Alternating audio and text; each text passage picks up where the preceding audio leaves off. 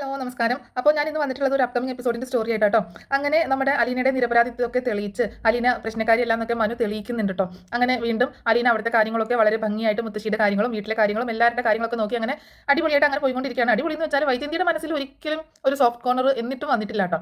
എന്തൊക്കെയാണെങ്കിലും അലീന കാരണമാണ് ഈ പ്രശ്നങ്ങളൊക്കെ ഉണ്ടായത് എന്ന് തന്നെയാണ് വൈജയന്തി അപ്പോഴും വിശ്വസിക്കുന്നത്. കാരണം അതുവരെ അങ്ങനെ ഒരു ഇഷ്യൂ ഉണ്ടായിട്ടില്ല. ഒരു ചെറിയൊരു പെൺകുട്ടി ജോലിക്ക് വന്നു, അതിനുശേഷമാണല്ലോ ഇങ്ങനെയൊക്കെ ഉണ്ടായത്. അപ്പോൾ ആ ഒരു ചിന്ത ഉള്ളതുകൊണ്ട് തന്നെ വൈജയന്തിക്ക് അപ്പോഴും അലീനയോട് അടുക്കാനോ ക്ഷമിക്കാനോ അല്ലെങ്കിൽ ഒരു സോഫ്റ്റ് കോർണറോ ഒന്നും തോന്നുന്നില്ല കേട്ടോ. പക്ഷെ അതൊന്നും മൈൻഡ് ചെയ്യാതെ അലീന എന്താണെങ്കിലും തൻ്റെ നിരപരാധിത്വം തെളിഞ്ഞല്ലോ എന്നുള്ള രീതിയിൽ അവിടെ തന്നെ നിൽക്കുകയാണ്.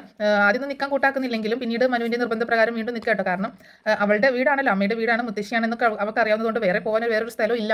അപ്പോൾ അതുകൊണ്ട് അവിടെ തന്നെ ഇങ്ങനെ നിൽക്കുക. അങ്ങനെ അവിടെ കാര്യങ്ങളൊക്കെ ചെയ്തുകൊണ്ട് വരുന്ന സമയത്താണ് ഒരു ദിവസം വൈജയന്തി ബാങ്കിൽ പോയപ്പോൾ അവിടെ നിന്ന് വീഴുന്നതും കൈയിനൊരു ആക്സിഡൻറ്റ് പറ്റുന്നു കേട്ടോ. കൈയിൻ്റെ ചെറുതായിട്ടൊരു കൈയിനൊരു പൊട്ടലുണ്ടാവുന്നുണ്ട്, എല്ലൊന്ന് ചെറുതായിട്ട് പൊട്ടുന്നുണ്ട്. വലിയ വലിയ പണിയൊന്നും കിട്ടിയില്ലെങ്കിലും ചെറുതായിട്ട് അങ്ങനെ ബാലചന്ദ്രൻ വൈജയന്തി ഹോസ്പിറ്റലിലേക്കൊക്കെ കൊണ്ടുപോകുന്നുണ്ട്. ഇത് കുറച്ച് കഴിഞ്ഞ് വരാൻ പോകുന്ന ഒരു എപ്പിസോഡാട്ടോ. അങ്ങനെ നമ്മുടെ മുത്തശ്ശിയാണെങ്കിൽ ആ സമയത്ത് കുറച്ചൊക്കെ അസുഖം മാറി, അതായത് കാലുകൊണ്ട് മെല്ലേക്ക് ഒന്ന് എഴുന്നേറ്റ് നടക്കാൻ, ഒരുപാട് സ്റ്റെപ്പ് വെച്ച് നടക്കാൻ പറ്റുന്നില്ലെങ്കിലും ചെറുതായിട്ടൊക്കെ ഒന്ന് പിടിച്ച് വാക്കറൊക്കെ യൂസ് ചെയ്ത് ഇങ്ങനെ പിടിച്ച് നടക്കാനൊക്കെ തുടങ്ങിയിട്ടുണ്ട്.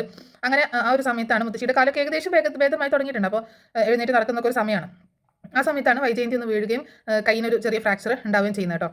അങ്ങനെ ബാലചന്ദ്രൻ ഹോസ്പിറ്റലിലേക്ക് കൊണ്ടുപോകുന്നു. അങ്ങനെ വൈജയന്തിക്ക് ഒരു മാസത്തെ റെസ്റ്റ് പറഞ്ഞേക്കാണ്, കൈ അനക്കരുത്, ബാൻഡേജ് ഒക്കെ ഇട്ട് പ്ലാസ്റ്ററൊക്കെ ഇട്ട് കെട്ടി വെച്ചേക്കാം കേട്ടോ. കൈ അങ്ങനെ ഒന്നും ചെയ്യാൻ പറ്റത്തില്ല, വലത്തെ കൈക്ക് തന്നെയാണ് പണി കിട്ടിക്കുന്നത് കേട്ടോ. അങ്ങനെ വൈജയന്തി ഹോസ്പിറ്റലിൽ നിന്ന് നേരെ വീട്ടിലേക്ക് വരികയാണ്. വീട്ടിലെത്തുമ്പോഴാണ് മുത്തശ്ശിയും അലീനയൊക്കെ ഇത് കാണുന്നത് കേട്ടോ.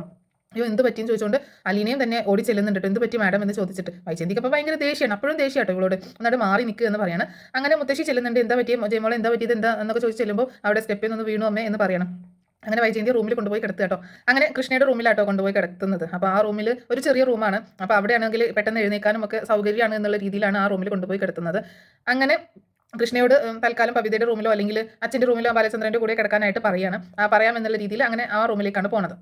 അങ്ങനെ വൈജയന്തി അവിടെ കൊണ്ടുപോയി കിടത്തുന്നുണ്ട്. അപ്പം കൂടെ തന്നെ ചെല്ലുന്നുണ്ട് കേട്ടോ അലീന. എന്താണ് അമ്മയ്ക്ക് പറ്റിയെന്നൊന്നും അറിയില്ലല്ലോ. അപ്പോൾ ബാലചന്ദ്രനാണ് സംഭവമൊക്കെ പറയുന്നത്.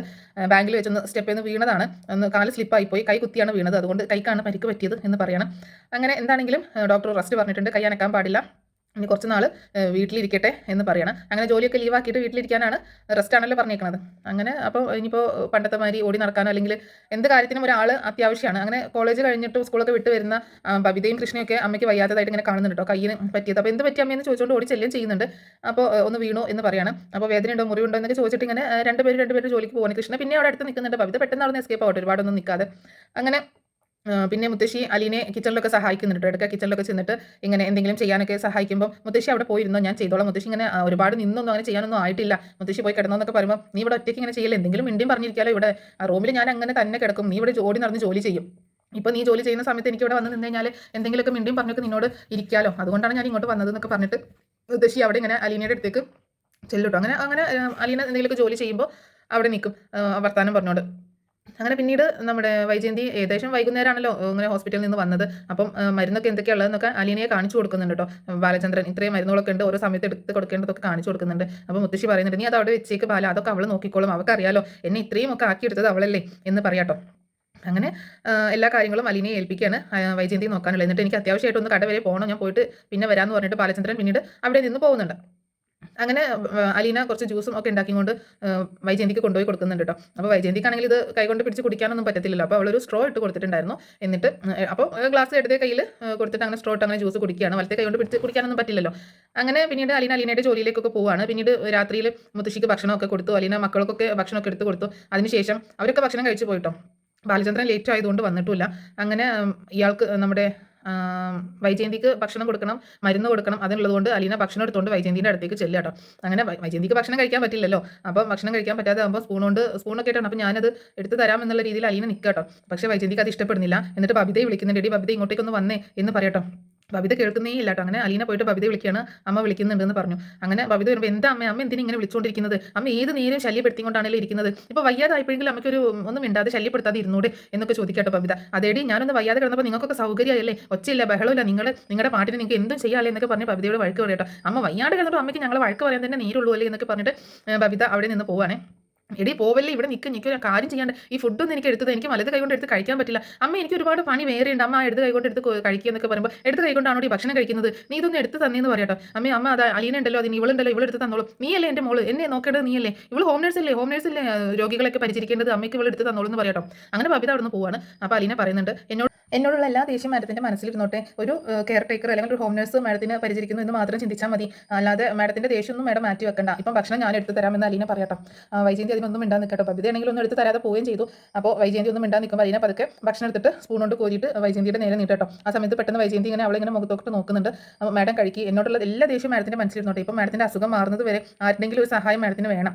അതുകൊണ്ട് വേറെ ഒന്നും ചിന്തിക്കേണ്ട, ഞാൻ തരുന്നത് കഴിച്ചോ, എന്തായാലും ഞാൻ ഇതിൽ വേറെ ഒന്നും ചേർത്തിട്ടില്ല എന്നൊക്കെ പറഞ്ഞിട്ട് അങ്ങനെ ഭക്ഷണം എടുത്ത് കഞ്ഞി കോരി കൊടുക്കുക കേട്ടോ. കഞ്ഞിയാണ് കൊടുക്കുന്നത്, അധികം കട്ടിയുള്ള ആഹാരമൊന്നും കഴിക്കേണ്ടെന്ന് പറഞ്ഞിട്ടുണ്ടായി. അങ്ങനെ അസുഖമായിട്ട് കിടക്കുന്നതല്ലേ. അപ്പോൾ അങ്ങനെ അലീന ഭക്ഷണം കൊടുക്കുമ്പോൾ മനസ്സോടെ വൈജയന്തി അത് കഴിക്കുകയാണ്. അപ്പം അലീനയ്ക്കാണെങ്കിൽ ഭയങ്കര സന്തോഷം, അമ്മയെ അങ്ങനെ ഒന്ന് കെയർ ചെയ്യാനും നോക്കാനൊക്കെ പറ്റിയല്ലോ, അതിലുള്ളൊരു സന്തോഷമുണ്ട്. അപ്പോൾ വളരെ സ്നേഹത്തോട് കൂടിയിട്ട് ഇഷ്ടത്തോട് കൂടിയിട്ടാണ് അലീന എല്ലാ ജോലിയും ചെയ്യുന്നത് കേട്ടോ, വൈജയന്തിക്ക് വേണ്ടിയിട്ടൊക്കെ ചെയ്തു കൊടുക്കുന്നത്. അങ്ങനെ നമ്മുടെ വൈജയന്തി അങ്ങനെ അവൾ കോരി കൊടുക്കുന്ന ഭക്ഷണം ഇങ്ങനെ കഴിച്ചുകൊണ്ടിരിക്കുകയാണ്. അങ്ങനെ കുറച്ച് കഴിഞ്ഞപ്പോൾ വൈജയന്തിക്ക് ഒട്ടും ഇഷ്ടപ്പെടുന്നില്ല. അപ്പോൾ വൈജയന്തി ഇങ്ങനെ അവളെ ഇടക്ക് നോക്കൂട്ടോ. അപ്പോൾ അവളൊരു ചെറു ചിരിയോട് കൂടിയിട്ടാണ് ഇങ്ങനെ ഭക്ഷണം കൊടുക്കുന്നത്. നീ എന്തിനാ ചിരിക്കുന്നത്, ഇത്ര ചിരിക്കാനും മാത്രം എന്താണെന്ന് ചോദിക്കട്ടെ. ഒന്നുമില്ല എന്ന് പറയുന്നത്. അപ്പോൾ വൈജയന്തി ഇടയ്ക്ക് ഇങ്ങനെ അവളിങ്ങനെ നോക്കുന്നുണ്ട്. അപ്പോൾ അലീന പറയുന്നുണ്ട്, മാഡം ഇപ്പോൾ ചിന്തിച്ചത് എന്താണെന്ന് ഞാൻ പറയട്ടെ. എന്താ നീ പറ. ബബിത മാഡത്തിൻ്റെ മോളാണ്, എന്നിട്ട് ബബിത ചെയ്യേണ്ട ജോലിയല്ലേ ഇത്, അപ്പോൾ ബബിത അത് ചെയ്തില്ലല്ലോ, അപ്പോൾ അതിൻ്റെ ഒരു വിഷമം മാഡത്തിനില്ലേ എന്ന് ചോദിക്കാട്ടോ. അതിന് എന്താ നിൻ്റെ കുഴപ്പം? അപ്പോൾ പറയുന്നുണ്ട്, ഏത് നേരം മക്കളോട് ഇങ്ങനെ ഒച്ചപ്പാടും ബഹളമായിട്ടൊന്നും നടക്കരുത്, അവർക്ക് അതൊക്കെ ദേഷ്യമായിരിക്കും. കുറച്ച് ഇടയ്ക്കൊക്കെ ഒന്ന് സ്നേഹത്തോടെ സംസാരിക്കുകയും അങ്ങനെ ഏത് സമയം കടിച്ചു കീറാനെന്ന പോലെ സംസാരിക്കുമ്പോൾ അവർക്ക് ഒട്ടും സ്നേഹമൊന്നും അവർ സ്നേഹം പ്രകടിപ്പിക്കത്തില്ല എന്ന് പറയട്ടെ. അവർക്ക് ദേഷ്യം തന്നെയായിരിക്കും എന്ന് പറയുമ്പോൾ, മക്കളെ വളർത്താൻ നീ എന്നെ പഠിപ്പിക്കേണ്ട, ഏതോ അനാഥാലയത്തിൽ നിന്ന് വന്നതല്ലേ നീ എന്നെ മക്കളുടെ കാര്യങ്ങൾ പഠിപ്പിക്കേണ്ട എന്ന് പറയട്ടോ. ഞാൻ അതല്ല പറഞ്ഞു വന്നത്. അപ്പോൾ മാഡത്തിന് ആഗ്രഹമില്ലേ മാഡത്തിൻ്റെ മകളിൽ ഇങ്ങനെ ഭക്ഷണം എടുത്ത് തരണം എന്നൊക്കെ, അത് നടന്നില്ലല്ലോ, അപ്പോൾ മകളാണ് എടുത്ത് തരുന്നതാണ്ട് കരുതിയാൽ മതി. പിന്നെ ഏതോ അനാഥാലയത്തിൽ ആരോ പെറ്റിട്ട് പോയി നീയാണോ എൻ്റെ മകൾ എന്ന് ചോദിക്കാട്ടോ വൈജയന്തി.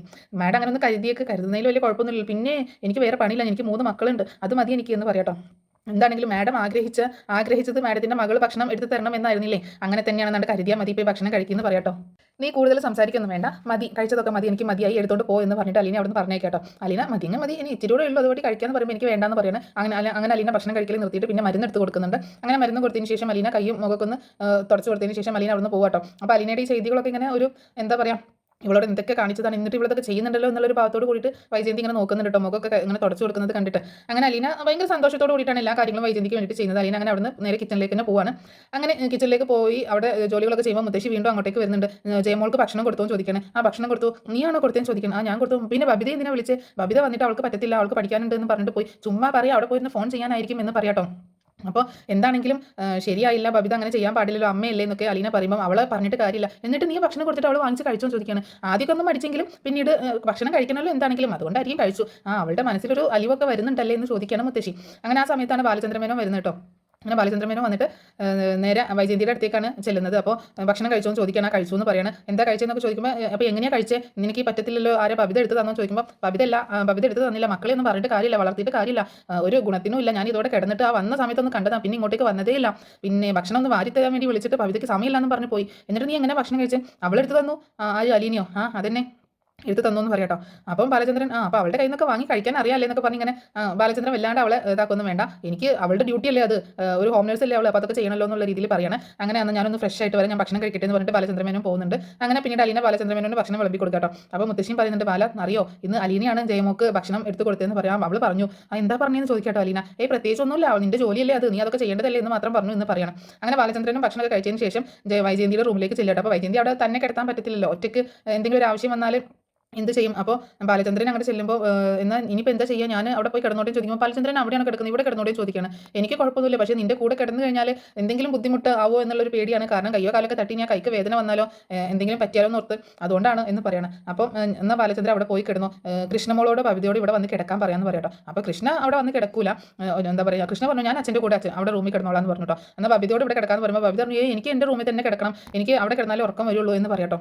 അപ്പോൾ അലീന പറയുന്നുണ്ട്, ബുദ്ധിമുട്ടാവില്ലെങ്കിൽ ഞാൻ ഇവിടെ കിടന്നോളാം എന്ന് പറയട്ടോ. അപ്പം പെട്ടെന്ന് വൈജയന്തി പറഞ്ഞു, അതൊന്നും വേണ്ട, ഇവിടെ കിടക്കണ്ട എന്ന് പറയണം. നീ കിടക്കുന്നോടത്ത് പോയി കിടന്നാൽ മതി എന്ന് പറയുമ്പോൾ മുത്തശ്ശിയാണ് പറയുന്നത്, അതിനെന്താ അവൾ ഇവിടെ കിടന്നാൽ കുഴപ്പം, നിനക്കൊരു ആവശ്യം വന്നാൽ ആരെങ്കിലും ഇവിടെ വേണ്ടേ, അപ്പോൾ ഇവിടെ താഴെ അവളൊരു ബെഡ്ഷീറ്റ് വിരിച്ച് കിടന്നോളൂല്ലോ എന്ന് പറയാട്ടോ മുത്തശ്ശി. അങ്ങനെ അപ്പോൾ ബാലചന്ദ്രനും അതിനെ സപ്പോർട്ട് ചെയ്യുന്നുണ്ട്. അങ്ങനെ ബാലചന്ദ്രൻ്റെ മുത്തശ്ശിയുടെ സപ്പോർട്ട് കൊണ്ട് അലീനയോട് അവിടെ കിടക്കാൻ പറയണം. അലീനയ്ക്കാണെങ്കിൽ ഭയങ്കര സന്തോഷമായിട്ട് അമ്മയുടെ കൂടെ, അമ്മയുടെ അടുത്തല്ലാന്നുണ്ടെങ്കിൽ അമ്മ കിടക്കുന്ന റൂമിൽ കിടക്കാമല്ലോ, അമ്മയുടെ ഒരു സ്മെല്ലും അതൊക്കെ കിട്ടുമല്ലോ, ഒരു ഫീലിങ്സ് കിട്ടുമല്ലോ. അപ്പോൾ ഭയങ്കര സന്തോഷമാണ്. അങ്ങനെ ഭയങ്കര സന്തോഷത്തോട് കൂടിയിട്ട് അലീന അവിടെ കിടക്കാൻ സമ്മതിക്കാട്ടോ. അങ്ങനെ മുത്തശ്ശിയുടെ റൂമിൽ പോയി കിടക്കുകയാണ്. മുത്തശ്ശിക്കുള്ള മരുന്നും കാര്യങ്ങളൊക്കെ അലീന എടുത്ത് കൊടുക്കുന്നുണ്ട്. അതുപോലെ പിന്നെ അതിനുശേഷം കിടക്കാനായിട്ട് വരും കേട്ടോ. കിടക്കാൻ വരുന്ന സമയത്ത് വൈജയന്തി അപ്പോൾ ഉറങ്ങിയിട്ടുണ്ടായിരുന്നില്ല കേട്ടോ. അപ്പോൾ അലീന അവിടെ വന്ന് അവളുടെ ബെഡൊക്കെ എടുത്തുകൊണ്ട് വന്നിട്ട് അവിടെ താഴെ വിരിച്ചിട്ട് കിടക്കുകയാണ്. അപ്പോൾ അവളിങ്ങനെ കിടക്കാൻ നേരത്തെ ഇങ്ങനെ പ്രാർത്ഥിക്കുന്നതൊക്കെ കണ്ടിട്ട് നീ എന്തുകൂടെ ചെയ്യുന്നതെന്ന് ചോദിക്കുകയാണ് വൈജയന്തി. ഞാൻ കിടക്കാൻ നേരത്തെ ഇങ്ങനെ പ്രാർത്ഥിക്കാറുണ്ടെന്ന് പറയാം കേട്ടോ അലീന. അപ്പം ഒന്നും മിണ്ടുന്നില്ല കേട്ടോ.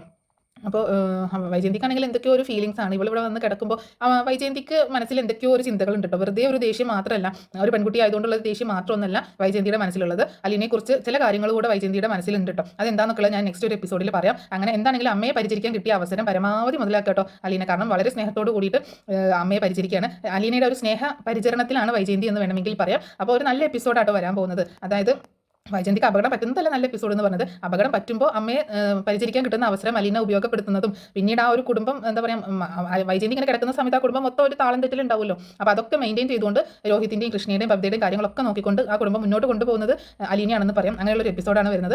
അങ്ങനെയാണ് അലീനയോട് കൂടുതൽ റെസ്പെക്ട് വരെ തോന്നുന്നത് കേട്ടോ ബാലചന്ദ്രന്. അവളുടെ ഒരു കെയറിങ്ങും ഇതൊക്കെ കണ്ടിട്ട് ഭയങ്കര റെസ്പെക്ട് തോന്നുന്നത്. പക്ഷേ ഇതിന് ശേഷം വരുന്ന വേറെ ഒരു കിഡിലിൻ എപ്പിസോഡ് ഉണ്ട് കേട്ടോ. അതായത് അത് ഞാനിപ്പോൾ പറയുന്നില്ല, എന്താണെങ്കിലും നെക്സ്റ്റ് ഒരു എപ്പിസോഡായിട്ട് ഞാൻ പറഞ്ഞിടാം. അപ്പോൾ ഈ സ്റ്റോറി നിങ്ങൾക്ക് ഇഷ്ടമായിട്ടുണ്ടാവുമെന്ന് വിചാരിക്കുന്നു കേട്ടോ. അതുപോലെ അലീനയെ കാണാനായിട്ട് മനു വരുന്ന എപ്പിസോഡ് ഉണ്ട്. വൈജയന്തിയെ കാണാനാണെന്നുള്ള രീതിയിൽ, മുത്തശ്ശിയെ കാണാനാണെന്നുള്ള രീതിയിലൊക്കെ മനു വരുന്നുണ്ട് കേട്ടോ. കാരണം അതൊന്നുമില്ല, അലീനയെ കാണുക എന്നുള്ളതാണ്. അലീനയ്ക്കും ഏകദേശം മനസ്സിലാവുന്നുണ്ട് കേട്ടോ മനുവിൻ്റെ ഈ പെരുമാറ്റമൊക്കെ. അപ്പോൾ അതൊക്കെ ഒരു എപ്പിസോഡായിട്ട് ഞാൻ പറഞ്ഞ് അപ്ലോഡ് ചെയ്യുന്നതായിരിക്കും. അപ്പോൾ ഈ സ്റ്റോറി നിങ്ങൾക്ക് ഇഷ്ടമായിട്ടുണ്ടാവുമെന്ന് വിചാരിക്കുന്നു കേട്ടോ. അപ്പോൾ നെക്സ്റ്റ് ഒരു എപ്പിസോഡിൽ വരാം. Thanks for watching.